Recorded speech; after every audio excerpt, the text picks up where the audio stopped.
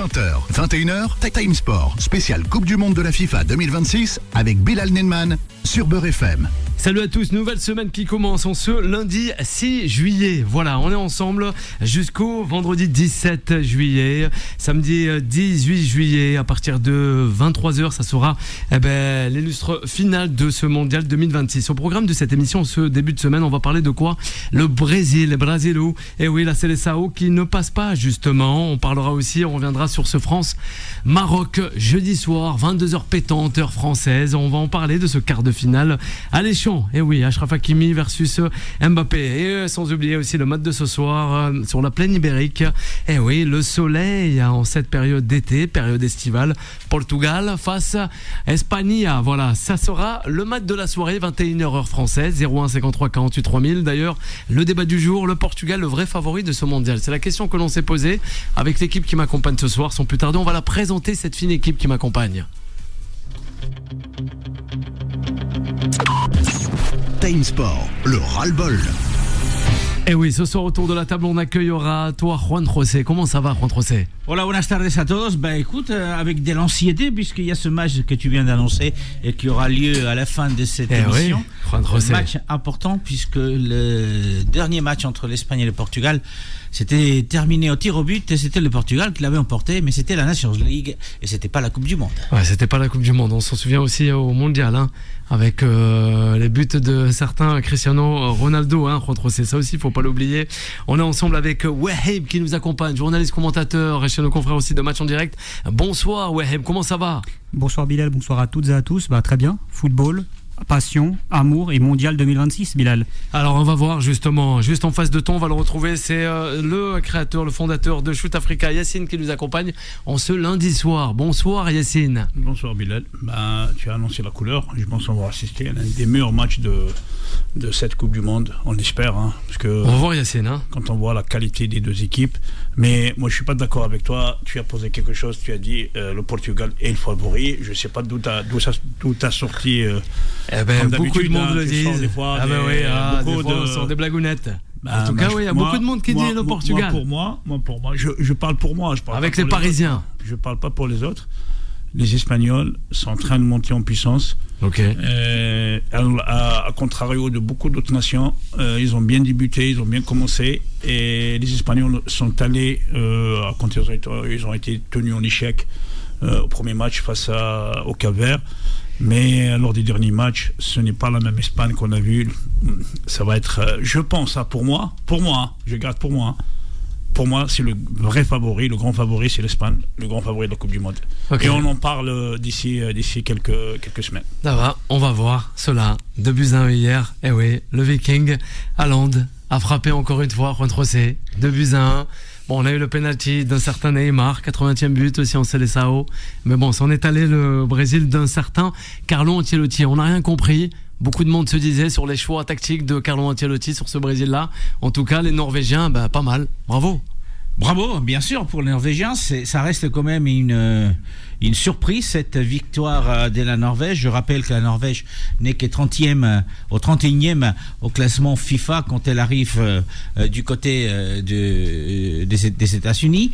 Et on attendait beaucoup mieux du Brésil quand on est en 8e de finale, d'autant plus effectivement qu'on pouvait avoir quelques doutes puisque les matchs du Brésil ont été assez compliqués. Rappelons de toute façon que ça a été compliqué lors du premier match, ça a été un match nul face au Maroc, mais au-delà de ça, le jeu de la Canarinha ne nous a jamais vraiment emballé, même si le Brésil reste le Brésil. Tu as parlé de Neymar, mais il y avait Neymar, il y avait Danilo, il y avait énormément de joueurs, des grands talents qui n'ont pas été à l'auteur. Alors est-ce que la responsabilité incombe uniquement à Ancelotti? Oui, certainement, parmi aussi ces joueurs. Il a essayé d'expliquer en conférence de presse les choix qui avaient été les siens lors de ce 8e de finale face à la Norvège, mais force est de constater que la force de Haaland, la surprise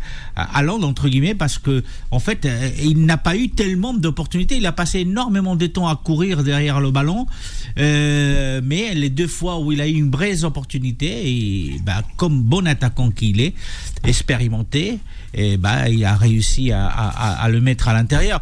Donc aujourd'hui, élimination du Brésil face à la Norvège, oui, c'est une petite surprise parce que la Norvège se retrouvait en quart de finale, c'est vraiment une grosse surprise. D'un autre côté, le jeu développé par le Brésil ne permettait pas non plus de le voir beaucoup plus loin que ce quart de finale s'ils avaient réussi à passer. Ouais, on va l'écouter. Concernant les Brésiliens, Waheb, il en a pensé quoi? Eh oui. Quand on parle du Brésil, on parle souvent de 5 étoiles, on parle de légendaire, on parle de football, on parle d'identité. Moi, quand je retrouve ce Brésil actuellement, je retrouve une équipe sans identité, sans âme et sans collectif prépondérant. L'identité du Brésil, c'est la technique, c'est le jeu, c'est les passes, c'est la samba, c'est les lumières, c'est la couleur, c'est la joie. J'avais l'impression de voir des joueurs du FC Nantes qui jouaient avec tout le respect que j'ai, ou des joueurs stigmatisés du football européen. Le Brésil a totalement perdu de son identité. Quand je vois que Vinicius Junior continue des courses qui sont inutiles en s'enfermant sur les côtés, ça prouve encore une fois que ce Brésil n'a plus d'âme. Quand je trouve que cette équipe, même la défense centrale n'a plus de grandeur, n'a plus d'assurance, le milieu de terrain pour moi n'existe plus vraiment, il n'y a plus de domination totale, alors qu'à l'époque le Brésil portait le jeu. Là pour les statistiques, pour rappel, la Norvège a largement dominé en première mi-temps et soit 60% de possession de balle. Ça prouve que cette équipe de Erling Haaland et de ses hommes ont montré qu'ils étaient capables de pouvoir poser le jeu. C'était pas mal. Quand on voit surtout, et on en a parlé en début de Coupe du Monde, on a dit que c'était une équipe de transition.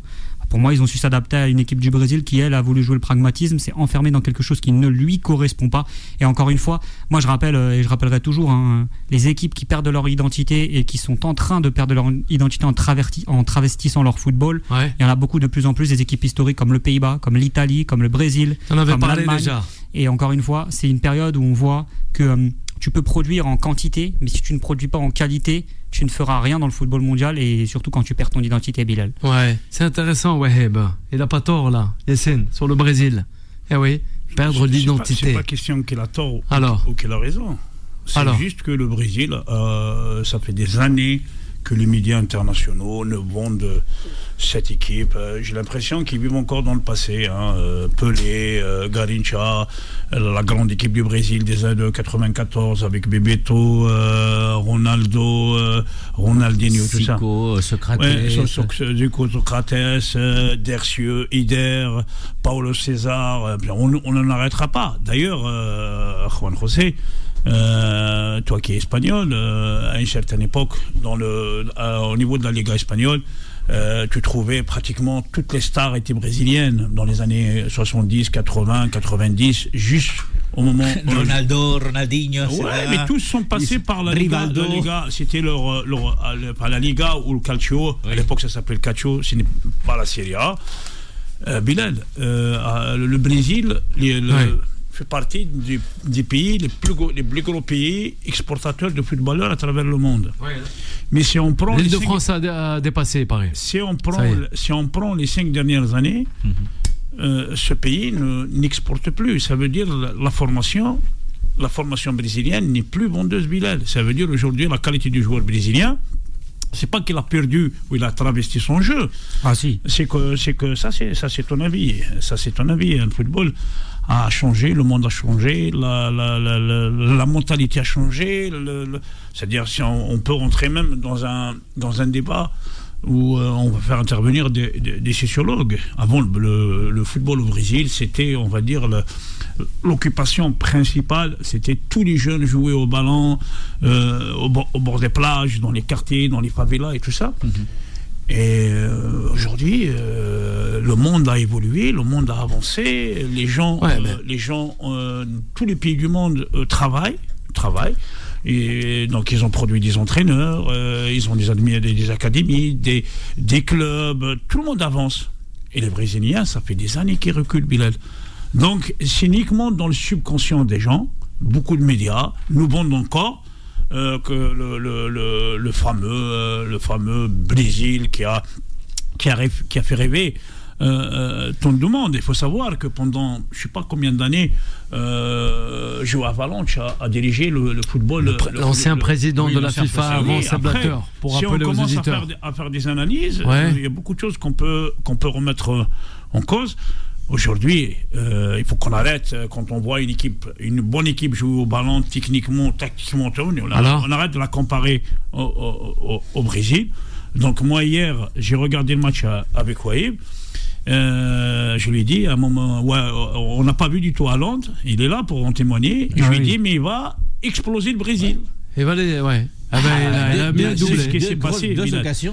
Moi, la plus belle image de cette Coupe du Monde, c'est à la fin du match, quand j'ai vu la célébration des Norvégiens. Ouais. Le football est collectif, le football est un esprit. Et quand tu vois l'ambiance du groupe norvège, et franchement, quand les gamins regardent ces images, ils ont envie de jouer au ballon, Bilal. Aujourd'hui, c'est les Norvégiens qui donnent aux gens l'envie de jouer au ballon, ce ne sont pas les Brésiliens.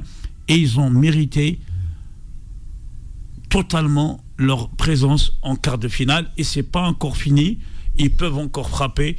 Quand on a un grand gardien de but et un grand attaquant, Bilal, on peut faire des merveilles. Ouais. Et bravo aux Vikings.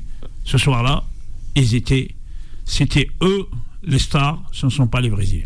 Non, mais pour revenir sur ce que disait Yacine, oui, c'est vrai. Bon, après, pour contextualiser, il n'y avait pas Estevao qui n'a pas été sélectionné. Neymar qui est arrivé, il a été un peu installé par la pression de l'opinion publique et on a vu un Carlo Ancelotti essayer de faire de la paix sociale avec lui. Moi, c'est ce qui m'a le plus dérangé durant cette Coupe du Monde où il a mis son but, il était là, c'était symbolique pour qu'il vienne, mais il a pris la place de joueur. Notamment un joueur, un attaquant de Chelsea qui a fait une très bonne saison et on pourra en parler, c'est João Pedro. Je parlais d'Estevao. Pour moi, Estevao, malgré sa blessure, parce qu'il s'est blessé, c'est pour ça qu'il n'est pas là, ou même Rafinha, ce Brésil n'était pas au complet pour cette Coupe du Monde de par les joueurs et la qualité qu'on pouvait avoir de la technique et du jeu arrêté. Moi, ça, c'est mon aspect, c'est mon avis. Quand je vois par exemple Vinicius Junior et son attitude tout au long de la saison du côté du Real Madrid, nous dire qu'il veut plus de responsabilités, qu'il veut plus de charges, il veut plus de ça. Moi, hier, j'ai été très déçu par Vinicius Junior. Ouais. Et j'en ai fait une conclusion. Je pense que ce joueur ne sera jamais un grand joueur qui pourra porter une équipe. Je vais le rappeler, je vais le dire. On peut se dire, non, mais oui, il dit des bêtises, mais le Real Madrid de Benzema, c'est le Real Madrid de Benzema, c'est pas le Real Madrid de Vinicius. Benzema arrive à optimiser Vinicius et à le rendre intelligent. Le Real qui gagne les titres après l'ère Benzema, c'est un Real collectif qui avait des intensités, qui avait surtout le milieu de terrain et Kroos et Modric qui ont pu modeler Vinicius pour les appels de balles. C'est jamais Vinicius qui a pris les intensités. Intéressant. Donc pour moi, je reste déçu par ce joueur-là qui a toujours. Ça, il a sorti Madrid de beaucoup de situations délicates par son talent individuel. Non, mais je dis pas. Il va terminer. Non, je dis pas qu'il a pas de talent, que le talent individuel. Il a fait des matchs charnières, il a fait de gros matchs, mais il n'a pas les épaules pour porter la Seleção et pour porter un grand club. Je le dis, je l'ai toujours dit, ce joueur-là est un lieutenant et il restera un lieutenant. Je m'explique. Hier, le pénalty de Bruno Guimaraes manquait. Moi, c'est quelque chose qui me choque. T'as 4 buts en Coupe du Monde. C'est ton Brésil à toi, il t'appartient. Qu'est-ce que tu t'amuses à laisser Bruno Guimaraes tirer le pénalty? Mais tire-le pénalty. Alors, il est meilleur que lui sur les statistiques. C'est pas moi qui le dis. On s'en fout des statistiques. C'est ce qu'a sorti Carlo Ancelotti. On s'en fout des statistiques. On s'en fout des statistiques. Le premier tireur et le second tireur. C'est la star du Brésil. C'est le meilleur joueur du Brésil. Il aurait pu prendre ses responsabilités. C'est le meilleur joueur du Brésil. Il doit prendre ses responsabilités et il doit tirer. Neymar l'a fait en rentrant. Il le fait en rentrant. Dans l'exercice, Neymar est indiscutable. Mais honnêtement, je trouve son match très moyen, malgré la passe de Hendrick qui est très intéressante, l'extérieur du pied où il arrive à libérer de l'espace, à lancer Hendrick. Moi, je reste très déçu. Honnêtement, on peut me parler du milieu de terrain, de l'attaque, de la défense. C'était lui qui devait porter le Brésil, offensivement, je parle, et il ne l'a pas porté. Il a porté un fardeau et c'est une génération. Et d'ailleurs, Casemiro a dit quelque chose. Il a dit on est la génération qui n'a pas gagné. On sera pour toujours la génération qui n'a pas gagné de Coupe du Monde. En vrai, ce qu'il dit, c'est que c'est la génération de losers du Brésil. Et c'est pas demain. Et c'est pas demain qu'ils vont la gagner. Oui. Il y a deux questions qu'on peut se poser. Alors, d'abord, le projet Ancelotti va-t-il continuer ou pas après la conférence de presse? C'est vrai que Ancelotti a laissé entendre qu'il allait continuer. Et ça, c'est la première des choses. J'ai des doutes sur ce qu'il peut apporter à cette équipe, même s'il a parlé d'un projet qui commence. Bon, on verra si on va lui donner l'opportunité de continuer encore, voire 4 ans, voire 2 ans, s'il faut jouer la Copa América et il n'a pas de résultats en Copa América. Après, la question du Brésil, là, je vous l'ai dit au début, Brésil, tout au long de cette compétition, a été quand même assez médiocre. C'est vrai, je suis d'accord avec toi sur le fait qu'on a toujours tendance à enjoliver ce Brésil parce qu'on a des souvenirs merveilleux avec des joueurs brésiliens. Mais quand on regarde de plus près, le dernier grand transfert brésilien en Europe, c'est Vinicius. C'est Vinicius. Parce que même Endrick, ce n'est pas encore le grand joueur qu'on avait cru avoir à Madrid quand il est arrivé à ses 18 ans. Mais il y a aussi cet aspect-là, c'est qu'on ramène les joueurs brésiliens en Europe dès l'âge de 18 ans. Quand Rivaldo, quand Neymar, quand Ronaldinho, Ronaldo, quand ils arrivent en Europe, ce sont des joueurs qui ont beaucoup plus d'expérience. Là, on les prend pratiquement à 14 ans, on les fait signer à 14 ans, on les laisse 4 ans encore au Brésil et on les ramène en Europe. Donc, grands Brésil, ça n'existe plus. Je suis tout à fait d'accord. Et je suis d'accord avec vous sur le fait qu'effectivement, ce n'est pas que le Brésil. C'est le cas de l'Italie. Il faut rappeler, 3 mondiales qui ne sont pas là, 4 mondiales qui ne sont pas là. 3 mondiales. 3 mondiales qui ne sont pas là. C'est le cas aussi des Allemands qui n'arrivent pas à passer les 8e, voire les quarts de finale. C'est vrai qu'il y a une particularité au football des grandes nations, c'est que pour beaucoup, elles n'ont pas su se renouveler. Ce que d'autres l'ont su faire. Et je pense bien sûr à la France. On a vu la France de 98. Il y a eu de trous d'air dans cette sélection, mais on a su la reconstruire. Depuis 98, ça va. Ça a été pareil pour l'Espagne. Ça a été pareil pour le Portugal, dont on parlera. Le Portugal, en 2016, on va revenir il vient gagner la Coupe d'Europe ici, face à la France, à Paris. Donc c'est une équipe qui s'est construite petit à petit et qui a su se renouveler, même si aujourd'hui, on le dira tout à l'heure, je pense qu'en fin de cycle. Juan Trocé, on va marquer une courte pause, on va revenir avec la France qui jouera le Maroc en quart de finale ce jeudi 22h. À de suite. Time Sport revient dans un instant. 20h, 21h, Time Sport, spécial Coupe du Monde de la FIFA 2026 avec Bilal Nenman sur Beurre FM. Et nous sommes de retour sur cette antenne de Beurre FM jusqu'à 21h. On est ensemble aujourd'hui, 21h, donc c'est le match.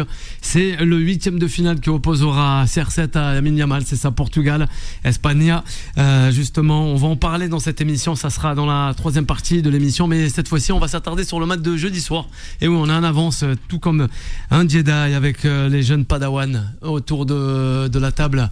Et oui, il y a des Jedi en devenir, et oui, fan amoureux aussi de ces films-là, sans oublier les comics d'un certain Spider-Man qui sortira sur les écrans d'ici la fin juillet. Yassine me regarde bizarrement, tel le bouffon vert. Je sais pas tu me racontes.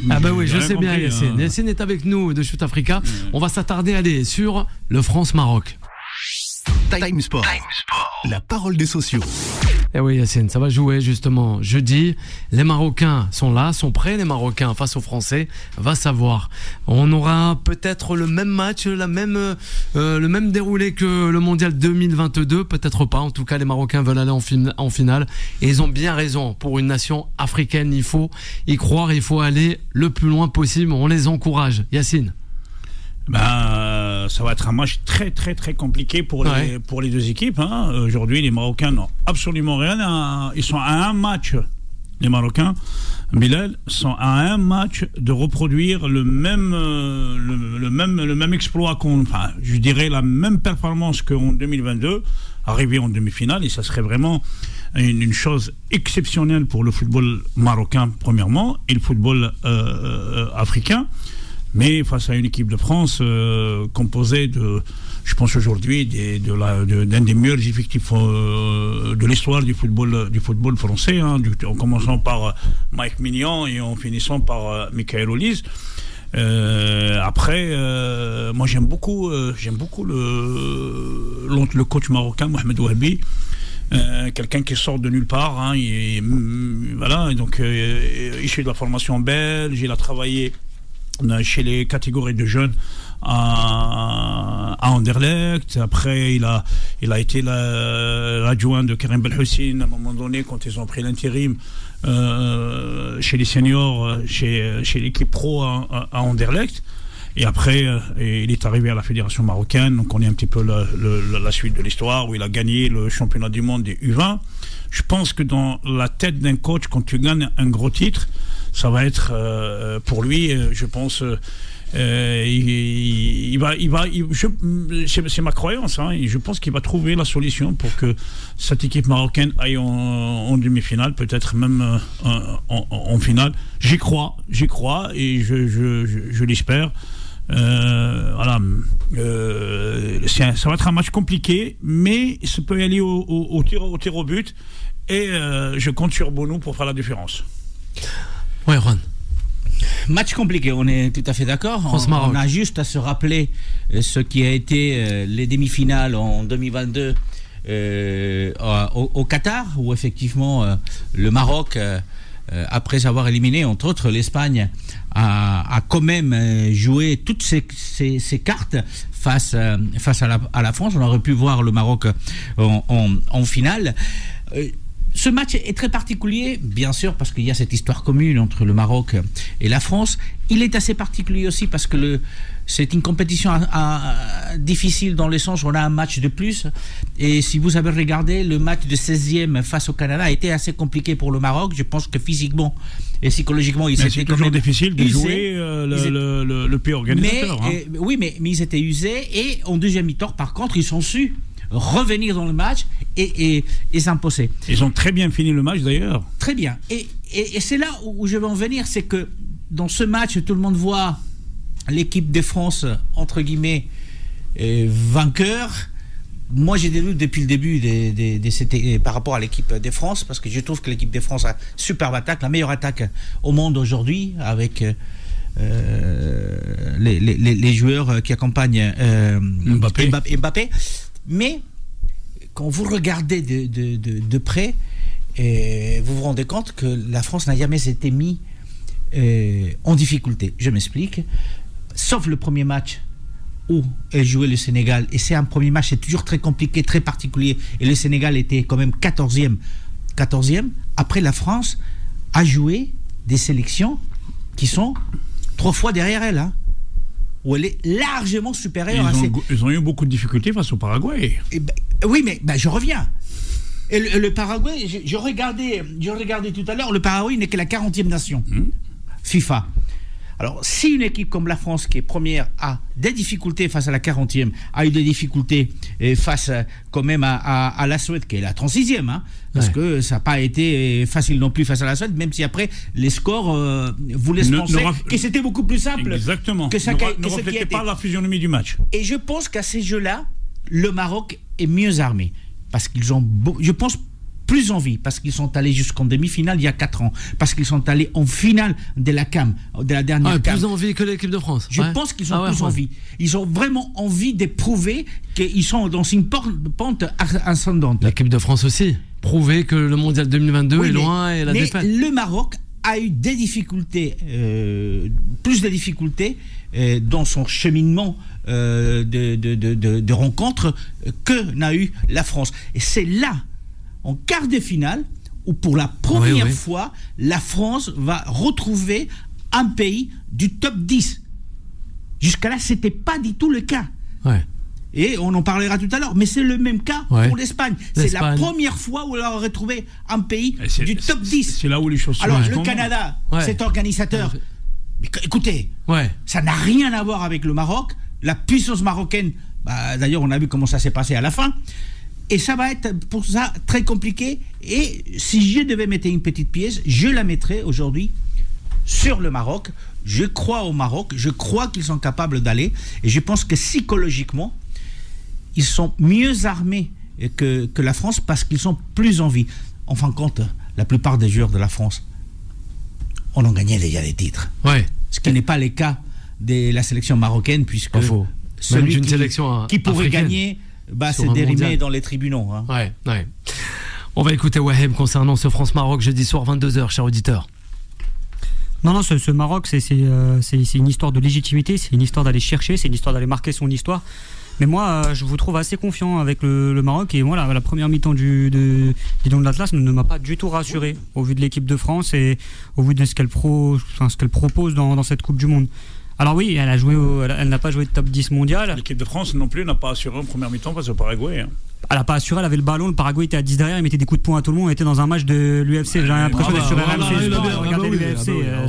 On passe au clin d'œil à nos zéro tir cadré, zéro tir cadré du Paraguay. C'est pas de la gymnastique rythmique. Non mais oui d'accord, mais zéro tir cadré, on a vu le match, on en a parlé, on a vu la gestion des joueurs paraguayens, voilà, ça laisse à désirer. Bref, pour revenir à cette équipe de France, je pense que oui, ils n'ont pas été incroyables contre le Paraguay, mais bloc à 6, ils étaient 6 derrière, et pourtant je trouve que dans la maturité et dans la mentalité, ils ont été très calmes.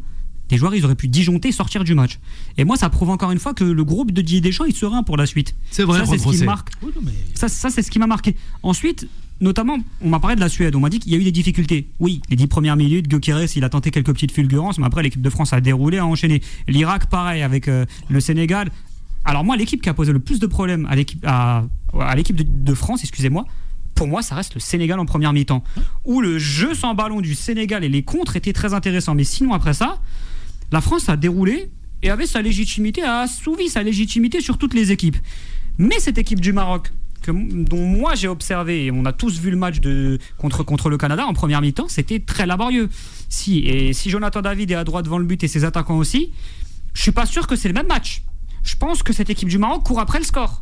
Parce qu'ils ont toujours été dans des contres ou dans des gestions favorables. Le Pays-Bas, ils sont dominés, ils arrivent à revenir, ils jouent les transitions, ils arrivent à assurer, ils vont chercher égalisation, ils vont au penalty. Le 16e de finale, bon, c'était contre le Pays-Bas, le 8e pareil. Le Maroc n'a pas eu d'équipe de ballon en face, n'a pas eu une équipe qui est omnipotente et dominante, comme j'aime le dire, de cette équipe de France. Donc ça va être un grand mystère pour Wahbi. Quel précepte de jeu va-t-il adopter ? Est-ce que Boadi, qui sur ses 2 derniers matchs est moins en forme, va réussir à canaliser les velléités d'un Aurélien Tchouaméni et d'un Adrien Rabiot ? Est-ce que la défense et Hakimi, qui a réalisé une grosse saison avec Mazraoui, va réussir à canaliser les côtés de cette équipe de France avec un Barcola qui prend de la vitesse ? À l'opposé, tu as un Dembélé. Moi, c'est des questions que je me pose par rapport à ça. Il y a des questions qu'il faut se poser aussi. On peut me dire que Issa Diop est un joueur. Il est en confiance, mais en face de lui, il a Mbappé, il y a Olysée qui va arriver. Moi, pour l'instant, l'adversité du Maroc, elle n'a pas été exceptionnelle. Je dis pas que l'adversité de la France, ils ont eu des matchs de test, mais pour moi, les Bleus ont beaucoup plus de certitude. Allez. Et si là, le Maroc gagne, c'est un réel exploit au vu de ce qu'on a vu sur ces derniers matchs. Juan José, avant de retrouver Yacine, parce que Yacine, il aimerait réagir aussi. Il y a 4 ans, le Maroc est allé en demi-finale en jouant la contre-attaque. Ils sont capables. Ils sont capables de laisser la balle à n'importe quelle sélection. Il y a 4 ans, le Portugal, ils étaient morts dans le film. Ils ont raté 15 000 occasions. L'Espagne et d'autres pays qui ont l'habitude d'avoir la balle parce qu'ils sont capables de s'adapter. Et ça ne m'étonnerait pas du tout que l'équipe des Maroc, face à la France, fasse pareil. Tu veux la balle, tu la gardes. Nous avons des joueurs qui vont très vite. On a des latéraux qui savent courir, qui savent monter, qui savent marquer. Et donc, écoutez, sincèrement, je pense que le Maroc a vraiment sa chance. Et c'est la première fois pour la France qu'il va rencontrer quelqu'un du top 10. Et ça compte. Parce que jusqu'à là, on a eu 6 matchs. Et c'est le premier, 5 matchs. C'est la première fois qu'ils vont rencontrer une vraie équipe qui peut prétendre justement à être champion du monde. Des réactions sur les réseaux sociaux, notamment de Rafik pour toi, Juan José, qui tant la réaction que tu as eue, notamment sur la France, sur l'Espagne, mais surtout d'accord avec lui. C'est Asna qui nous dit concernant la vivacité de cette équipe de France pour toi, Wahib. Voilà, toujours pertinent ce Wahib. Je lis la dédicace. Yacine, on t'écoute, Yacine. Bilal, le football, entre la théorie et la pratique, c'est un monde. Aujourd'hui, Sabaïri, j'espère qu'il sera très fort là. J'espère que Sabaïri sera là. Bayern Munich. C'est l'un des meilleurs attaquants. Il présente un profil complètement atypique que la France n'a pas encore rencontré lors de cette Coupe du Monde. Très vif, très rapide, il fait des appels en profondeur. Je pense, s'il est en forme, il va faire suer l'axe central français. La grande force du Maroc, ce sont ses latéraux. Les latéraux. Mezraoui et Hakimi, je pense aujourd'hui, ils font partie du top 2, voire du top 3 au monde. Leur paire centrale, c'est vraiment une véritable découverte, Bilal. C'est vraiment très, très... Quand on voit la qualité avec laquelle ils vont au tacle, c'est vraiment incroyable. C'est une équipe... Alors, je ne parle pas de Bono. Je parle pour moi aujourd'hui, c'est peut-être le meilleur gardien de cette Coupe du Monde. Et la grande force du Maroc, Bilal, c'est son milieu de terrain. C'est des immenses travailleurs. C'est des très, très bons techniciens. À l'image de Boadi, de Al-Ainaoui. Peut-être il va densifier son milieu de terrain en incorporant Amrabat, c'est un déménageur. Bilal, franchement, la force du Maroc aussi, c'est qu'ils ont une profondeur de banc. Ça veut dire, à n'importe quel moment, celui qui rentre, il peut faire la différence. En face, ils savent, ils s'attendent, ils ne partent pas dans la peau du favori. Donc, ils vont prendre leurs précautions. Si tout le monde a parlé de la première mi-temps contre le Canada. Ouais. Mais en deuxième mi-temps, le Maroc en a mis 3, Bilal. Et quand on voit la réaction de Mohamed Wahabi à la fin de la première mi-temps, où il n'était pas du tout content de son effectif, et en deuxième mi-temps, il a su les remettre en selle, Bilal. C'est ça un vrai coach. On dit la première mi-temps, c'est celle des joueurs, mais la deuxième, c'est celle des entraîneurs. Et sans, bien sûr, Deschamps n'est plus à présenter, mais je pense que les Marocains ont une balle à jouer, car la défense de l'équipe de France, même sur les côtés, elle reste prenable et elle ne fait pas partie des meilleures défenses au monde, Bilal. Voilà. Après, même Mignon, ce n'est pas Bono, ce n'est pas le gardien de la Norvège. Offensif, ça fait peur. Voilà. Donc, les Français doivent faire très attention aussi à cette équipe marocaine. Et je pense que ça va être un match d'une intensité incroyable. Et tant mieux pour le football. Voilà, nous on veut en France, c'est le Maroc et gagne, c'est nos voisins, c'est nos frères, on sera content. C'est la France qui gagne, il y a 3 ou 4 joueurs d'origine algérienne, donc on fera la fête aussi. Ah ben bien sûr, c'est ça, la fête. Vas-y Waheb, c'est très intéressant Waheb, beaucoup de remontées de l'interaction avec Juan José et Yacine concernant ce débat.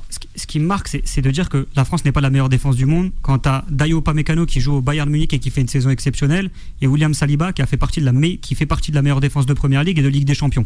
Donc me dire que c'est pas la meilleure défense du monde, faire partie d'un grand club ne fait pas partie de toi, ne fait pas de toi le meilleur défenseur du monde. Il y a quelque chose qui s'appelle les statistiques. Il y a quelque chose. Pas le top 50 des défenseurs centraux au monde. Bah d'accord, bon, voilà, tu peux approuver, pas d'accord. Bah écoute, ça c'est ton avis. Si tu veux, oui, bien sûr, son avis. Si tu veux, je peux te passer mes comptes Canal et tu regarderas la saison d'Upamecano cette année.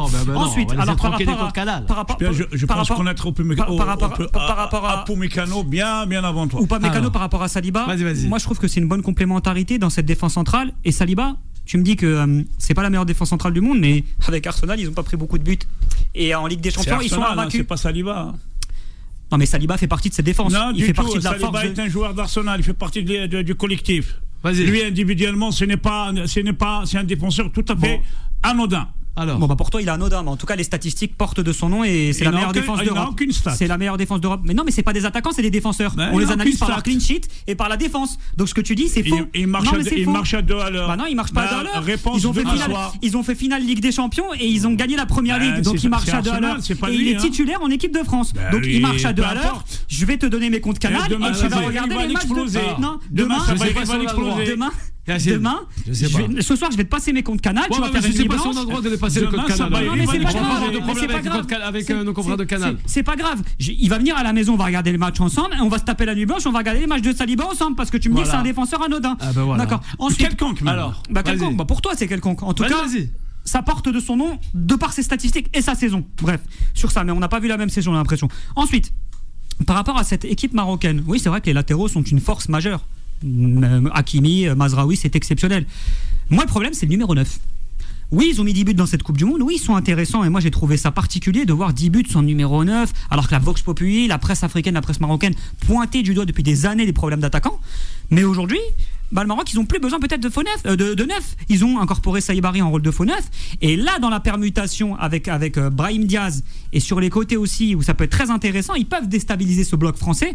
Mais moi, je pense que Didier Deschamps va bien travailler tout ça. Ils vont déstabiliser le bloc français. Ah, mais c'est sûr, ça va pas être si simple que ça. Mais je pense que l'équipe de France, de par son attaque et de par sa façon de jouer, peut écraser dans l'intensité le Maroc dans les courses en tout cas, parce que ça va être très difficile très, très difficile physiquement. Merci, ouais. De par la saison d'Hakimi et la saison de Mazraoui. On va marquer une courte pause, la dernière contre C, on va revenir, c'est oblige, avec le match 21h, Portugal 8e de finale face à l'Espagne. À de suite.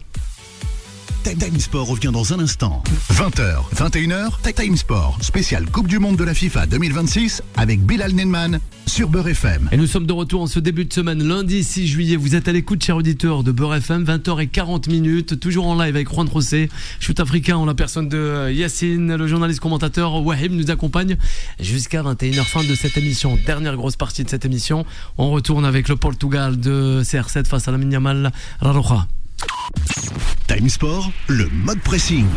Et oui, Juan, on t'écoute. Grand match à venir. Oui, les grandes nations du football. Grand match, puisque, comme je vous disais tout à l'heure, la dernière confrontation entre les deux équipes, c'était la finale de la Nations League. Et ça avait été. L'Espagne avait été battue par le Portugal au tir au but. C'est un match très particulier parce que j'ai critiqué tout à l'heure l'équipe de France dans le sens où, effectivement, ils n'ont pas affronté une équipe du top 10, mais l'Espagne non plus n'a pas du tout affronté tout au long des 4 premiers matchs une équipe du top 10. Ça va être la première fois qu'elle va le faire, elle va le faire face au Portugal. Alors l'Espagne, c'est vrai qu'elle est montée en puissance depuis ce premier match où elle a fait match nul 0-0 face au Cap Vert. On a vu ce match face à l'Autriche où elle s'est imposée relativement facilement quand on regarde le score, mais qui a été beaucoup plus compliqué dans la façon de faire, quoique ces jeux espagnols des passes qui est aussi fait des patience. Il y a beaucoup de patience du côté de l'équipe espagnole. D'ailleurs, Luis de la Fuente donc a misé sur la même équipe face au Portugal. Donc c'est le même 11 qui a joué face à l'Autriche qui va jouer face au Portugal, notamment avec Oyarzabal qui est le meilleur buteur espagnol puisqu'il a déjà réussi 4 buts dans ce mondial, avec Lamine Yamal à droite dans l'attaque, et puis Alex Baena qui va jouer à gauche. Alors pourquoi je vous dis ça? Parce que autant l'Espagne refait le même 11 que face à l'Autriche, autant le Portugal a quand même fait de petits changements, et notamment l'arrivée dans le 11 de départ de Joao Félix, le joueur qui avait tant promis à un moment donné et qui par la suite s'est perdu un tout petit peu. Alors le Portugal n'est pas au meilleur de sa forme, ça c'est une réalité aussi. Oui. Donc on voit qu'ils ont des individualités, des joueurs d'expérience, mais en même temps, on n'arrive pas à trouver un fond de jeu clair. On n'arrive pas à trouver tactiquement. Je rappelle quand même que c'est Roberto Martínez, l'entraîneur espagnol qui est sélectionneur de l'équipe des Portugal. On n'arrive pas à trouver un fond de jeu solide. On voit qu'on mise sur Ronaldo à ses 41 ans. C'est compliqué de miser sur un joueur qui est un génie, mais qui physiquement va être assez limité face à une équipe comme l'Espagne, habituée à avoir la balle, habituée à jouer les passes, à jouer des centaines de passes, puisqu'à la fin du match, on arrive entre 600 et 700 passes, donc c'est vraiment énorme. Donc aujourd'hui, l'Espagne est peut-être favorite face au Portugal, mais c'est aussi donc un test pour l'Espagne qui n'a jamais affronté dans ce mondial un top 10. On va voir ce que vaut l'Espagne, donc de la patience, de la technique, mais il va falloir aussi mettre des buts, sachant que parfois l'Espagne se perd dans ses passes et n'arrive pas à cadrer correctement. Dis-toi, c'est intéressant, rentre océan. On va donner la parole à Yacine avant de retrouver Wahib. Yacine, Portugal, Espagne, 8e de finale de ce mondial 2026. On t'écoute. Bilal, on aura affaire ce soir à deux équipes qui se connaissent. Elles ont rien, pas du tout. C'est des derby, voisins. Je pense que c'est l'un des rares derbys on va dire le derby de ce mondial entre deux nations qui pratiquent pratiquement le même football, les mêmes qualités. Et après, l'Espagne part avec un peu d'avantage. Je la trouve beaucoup plus collective, beaucoup plus organisée dans son jeu. Même si les Portugais, je pense que l'IFI Messi a fait beaucoup de choses dans beaucoup de sélections. Donc on a l'impression que l'équipe joue pour Cristiano Ronaldo pour, je pense, sa dernière grande compétition. Mais c'est un match qui va se jouer à des petits détails, Bilal. Je pense, pour moi, les Espagnols partent avec je les trouve beaucoup plus collectifs, beaucoup plus sereins, beaucoup plus travailleurs. Tactiquement aussi, on a l'impression que ces Espagnols savent gérer les compétitions. Je pense que ça va finir soit au penalty, soit avec un petit avantage aux prolongations pour le Portugal, on va dire 2-1 pour le Portugal. Ouais, le pronostic, on va le redemander après. 2-1 pour le Portugal, Yacine. Ouais, on va voir. Hein. 2-1 pour l'Espagne. Ah, pour l'Espagne, carrément. Non, pour l'Espagne. Pour l'Espagne, ouais.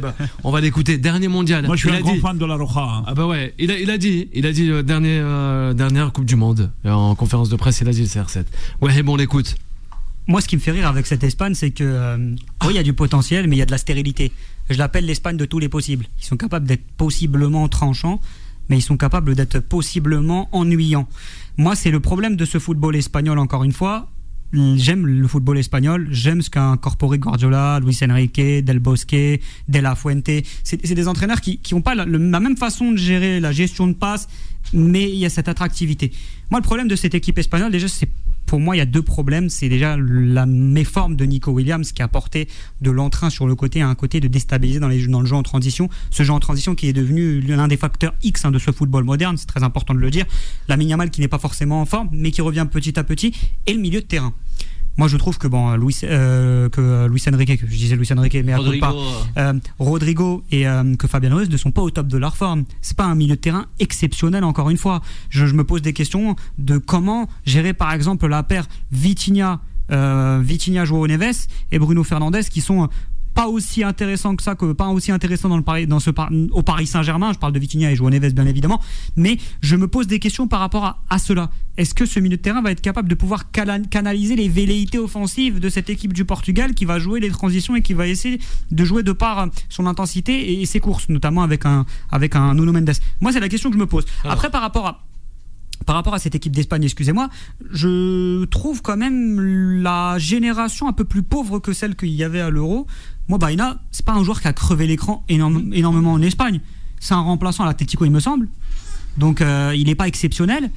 T'es sélectionneur, t'es remplaçant à l'Atlético. Moi, il y a 10 ans, je fermais les yeux, je regardais l'Espagne. Je me disais, ouais, quand même, il y a quand même des joueurs de qualité. Et encore, hein. Je peux revenir il y a très longtemps aussi, juste la génération entre 2010 et 2012. C'est la génération dorée, mais j'en pleure de tristesse et de nostalgie quand je vois par exemple des joueurs comme Bayen. Et la défense centrale aussi, il y a un problème dans cette défense centrale qui n'a pas encore montré l'assurance touriste qu'il fallait à certains moments, et ils n'ont pas affronté de grosses équipes, donc là ils vont avoir un attaquant, c'est Cristiano Ronaldo, qui va affronter le pays qu'il a fait roi, hein, au Real Madrid. C'est toujours intéressant ces Portugal-Espagne dans l'histoire, dans les affronts, dans le jeu, mais surtout voir ce Portugal, s'ils vont être organisés ou pas, ou désorientés. Moi, en tout cas, personnellement, par rapport au Portugal, je les ai trouvés très décevants face à la Croatie. Dans l'aspect du jeu, dans la façon de gérer les émotions, et dans la façon de pouvoir, à certains moments, tout faire pour que Cristiano Ronaldo réussisse. Je trouve ça tellement malsain dans le football moderne que Cristiano Ronaldo soit au-dessus du pays. Normalement, Cristiano Ronaldo est une légende, mais le Portugal est au-dessus de Cristiano Ronaldo. Et cette histoire d'aller toujours faire je veux faire comme Messi dans les statistiques, on le voit, il n'a pas les mêmes statistiques que Messi, il n'a pas le même rendement, et il joue comme s'il avait 20 ans. Moi, j'aimerais que Cristiano Ronaldo joue comme là à sa quarantaine, qu'on optimise les ballons de la tête, que les joueurs arrêtent forcément de combiner avec lui, qu'il soit dans un rôle de pivot. Ce que j'aime chez un grand joueur, c'est s'adapter à son époque. Et Cristiano Ronaldo, dans ces dernières années dans sa carrière, il a du mal à s'adapter à ses facultés actuelles, et c'est pour moi l'un des pièges de ce Portugal de compter sur Cristiano Ronaldo fondamentalement. Pour moi, c'est un échec si le Portugal mise tout sur CR7. On va l'écouter. Juste deux petits commentaires sur ton intervention. La première chose, c'est que tu parles de l'axe de la défense espagnole, oubliant que l'équipe d'Espagne est la seule équipe qui est imbattue, qui n'a pas pris de but dans ce mondial. La seule. Ouais, mais ils ont joué qui? Non, mais la seule. Ouais. La France a joué qui? T'as joué Le Brésil l'Arabie a joué Saoudite, le Cap-Vert, et t'as joué un Uruguay qui a la pire génération de l'histoire du football. À ce niveau-là, la seule équipe qui n'a pas pris encore de but, c'est l'Espagne. Unai Simon, qui vient de battre le record d'imbattabilité dans un mondial, puisque ça fait plus de 500 minutes qu'il n'a pas encaissé un seul but. Emery Laporte, qui dans les centres de la défense espagnole, dans ce mondial, pour l'instant défend très bien, et quelqu'un de rassurant pour les milieux des terrains espagnols. Donc à ces niveaux-là, je pense que la défense espagnole, peut-être qu'il va falloir la mettre beaucoup plus en difficulté et que les Portugais vont réussir à le faire. Mais jusqu'à là, on ne peut pas du tout critiquer la défense espagnole parce qu'elle est vraiment efficace. Et puis, il y a Lamine Yamal. Effectivement, Baena n'est peut-être pas les joueurs les plus influents du championnat espagnol, mais la réalité, c'est que il s'entend très bien sur son côté avec Cucurella. Et on a vu, notamment face à l'Autriche, que le duo Cucurella-Baena marche bien. Il se trouve dans les remontées des Cucurella. Il y a des 3 buts face à l'Autriche, 2 ont été des passes des Cucurella. Ils s'entendent très bien avec Baena, et donc je pense que ça aussi, ça compte dans une équipe. Bien sûr, après, il y a Lamine Yamal et l'efficacité, comme je le disais tout à l'heure, de Oyarzabal, qui a quand même mis 4 buts à un avant-centre qui n'est pas spécialement grand, qui s'est fait oublier assez facilement, mais qui, dans ce mondial, est vraiment d'une efficacité incroyable. Et donc, cette équipe d'Espagne a quand même des atouts face au Portugal. Ça reste de toute façon un match très compliqué, parce que tu l'as dit tout à l'heure, ils se connaissent très bien. Beaucoup des joueurs ont joué en Espagne ou avec des équipes espagnoles ou avec certains des adversaires qui vont être en face, et donc ça va rester assez compliqué. Mais encore une fois, petit avantage pour l'Espagne, parce que elle a aujourd'hui une meilleure défense, parce que l'attaque avec Lamine Yamal arrive à déstabiliser toutes les défenses pendant ces 5 premiers matchs. Lamine Yamal a réussi à les déstabiliser. Et tu as parlé de Nico Williams, je termine avec ça. Nico Williams, c'est vrai qu'il revient de blessure. Il a joué quelques minutes à la fin du premier match face au Cap-Vert, mais c'est vrai qu'il est encore assez compliqué de le faire jouer parce qu'il pourrait tomber. Vas-y, moi j'avais une réaction pour vous deux. J'aimerais revenir sur ce que tu as dit. La France a joué qui? La France a joué le finaliste de la Coupe d'Afrique des Nations, le Sénégal. Sénégal malade. La France a joué une équipe très intéressante, et moi j'ai bien aimé, c'est la Norvège. Donc pour moi déjà, en termes d'adversité, les buts qu'ils ont pris, la France a joué des plus grosses adversités. Pour moi ça, dans le débat, il n'y a pas lieu. Ensuite, par rapport à cette Espagne, tu as joué une Autriche muette, décevante, qui m'a totalement dégoûté du football et du football germanique. C'est l'une des pires Autriches que j'ai vues des dernières années. Moi je les ai vantés et tout. En fait, au final, c'est juste l'Algérie qui a été nulle. Et derrière, ils n'ont pas été super intéressants. Par rapport à cette défense centrale, en fait, tous les records pendant cette Coupe du Monde peuvent être dépassés. Avec le nombre de matchs, avec le nombre, même les têtes de série, parce que tu as des têtes de série, c'est juste une blague. L'Autriche a été tête de série. Non, elle a été chapeau 2, mais elle a fini première de son groupe en qualification. C'est juste une blague quand je vois l'étendue des qualités de l'effectif. Donc, oui, il y a beaucoup de matchs. Oui, les records vont être dépassés. Et de toute façon, pendant cette Coupe du Monde, il va y avoir des records qui vont tomber, c'est sûr. Donc, ce record des 500 minutes, attention à pas tomber dans cette histoire de statistiques en se disant que, ouais, mais ça fait 500 minutes. Et te faire accueillir à froid par un Portugal revanchard qui va venir avec les crocs et qui va refroidir totalement les velléités espagnoles, et rentrer à la maison à Madrid et manger des tapas en juillet et ne pas vivre et regarder la Coupe du Monde à la télé. C'est ça aussi le problème. Non, je suis tout à fait d'accord avec toi, mais bon là, donc ce soir c'est un match, certainement l'un des matchs les plus intéressants qu'on aura l'opportunité de voir par la qualité intrinsèque des deux équipes. Maintenant, il va falloir effectivement attendre qu'ils offrent leur qualité, qu'ils la mettent sur le terrain et qu'on voit un gros match qu'on avait vu en finale de la Nations League, où effectivement le Portugal l'avait emporté. Et après, il y a d'autres joueurs, je termine avec ça. Vous savez que Luis de la Fuente, qui jusqu'à là a entraîné les équipes des jeunes, beaucoup se sont posé des questions. Moi, le premier, quand il a été promu à la première équipe, mais en fait, il a entraîné la plupart de ses joueurs. Il les connaît par cœur. Dans les mois 17 ans, mois 18 ans, mois 21 ans. Donc, il a gagné des titres européens avec ces jeunes-là Merci, qui arrivent à Juan José. maturité avec Luis de la Fuente. Donc, s'il faut mettre une petite pièce, permettez-moi, et en chauvin un tout petit peu, de la mettre sur l'Espagne. Juste pour rebondir à ce qu'il a dit, c'est très intéressant parce que la majorité des entraîneurs qui ont gagné des Coupes du Monde, ils ont souvent entraîné les jeunes. Dans l'histoire du football, et où c'est des entraîneurs locaux. On se rappelle rapidement de l'histoire des Coupes du Monde. 2006, je peux revenir avant, tout ça. Bon, on n'a pas le temps, mais ce que je veux dire, c'est que voilà, il y a toujours eu cette histoire-là. Donc, merci à Juan José de nous l'avoir dit en plus de la Fuente. Portugal-Espagne pour toi, Wahib, rapidement, le pronostic. 2-1 pour l'Espagne. 2-1 pour l'Espagne, Juan José, Portugal-Espagne, pronostic. Alors, il a dit 2-1 qui était mon résultat, allez 3-1, soyons chauvins. Allez 3-1, on verra. Un grand merci à toi, Juan José, à la personne de Yacine, sans oublier Wahib. Et la suite des programmes sur l'antenne de Beurre FM, à demain. Retrouvez Time Sport tous les jours de 20h à 21h et en podcast sur beurrefm.net et l'appli Beurre FM.